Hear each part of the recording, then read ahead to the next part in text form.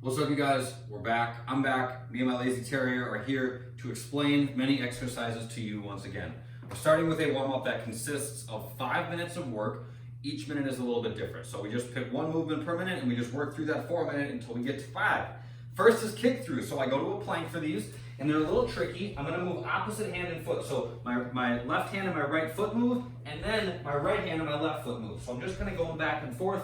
Just a good way to wake up the core, work on some balance and some asymmetrical movements as we get going.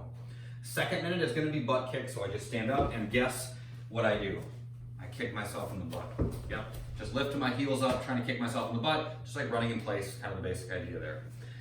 Third, we're going through dynamic planks. So I start in a plank on my elbows. I use my right hand to push to a plank on my hands, and then I use my right hand to lower down. Then I do the same thing on the left. So I switch sides with the pushing hand and the lowering down hand each time I go. So plank on my hands, lower down on the right, push up on the right, lower down on the left, push up on the left, back and forth for a minute.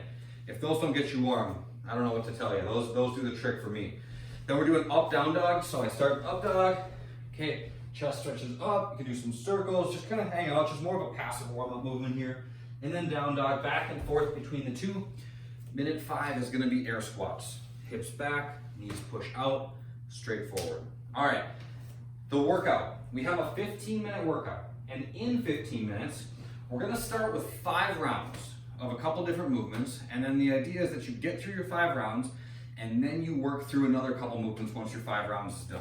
So those 5 rounds are gonna consist of, for the equipment version, we're gonna do a goblet squat plus a step up on each side. So I hold the dumbbell in the goblet position. I'm gonna face the chair or whatever you're stepping up onto.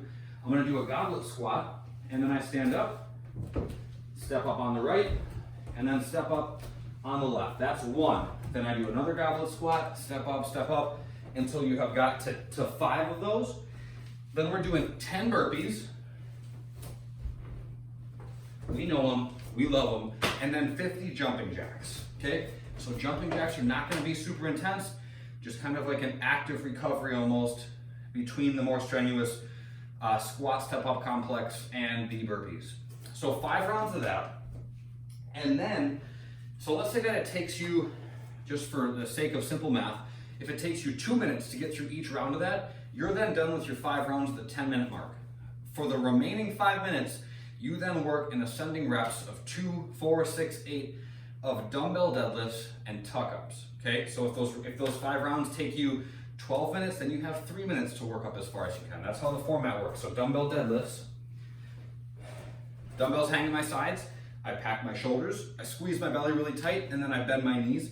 I push my hips back, lower down, touch the leading edge of the dumbbell, and then stand back up, okay? So I do 2 of those, and then I lay on my back, put my arms up overhead, and do 2 tuck-ups. 4 and 4, 6, 6, 8, 8, and you keep going up until we hit that 15-minute mark. As you're working through this, you guys, there should be time, at least 3 minutes, to work through the deadlifts and the tuck-ups, okay? So if you're like, whew, that many burpees is gonna take me a long time, or that many jumping jacks are just gonna kick my butt, or whatever, if you feel like those 5 rounds are gonna take you a full 15 minutes just to get through that, give yourself some extra time. Maybe you do a couple less burpees per round, maybe you do only 4 rounds instead of 5, but make this thing work so that you get a chance to work through both parts of the workout. The bodyweight version of this thing is gonna be similar to the equipment. 5 rounds of a step up, 5 rounds of a squat plus a step up each side, so we're not gonna do there's no weight, okay? It's just an air squat and a body weight step up. Burpees and jumping jacks remain the same.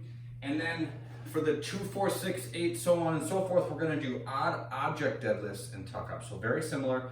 Find something that weighs something, okay? You can just stand, hold the object between your feet and then stand up. Make sure that when you're doing your deadlifts that you're feeling for tension in the back of your legs and the bottom, and that you're keeping your belly tight. Those are 2 important pieces of the deadlift. All right, after that, we're gonna do 2 things. The fun today is to go for a 2-mile run. So depending on how much running you've been doing, 2 miles maybe seems like, oh my God, he's crazy, he's fully lost it. Or maybe you're just like, whatever, I'll just go for a quick little 2-mile jog.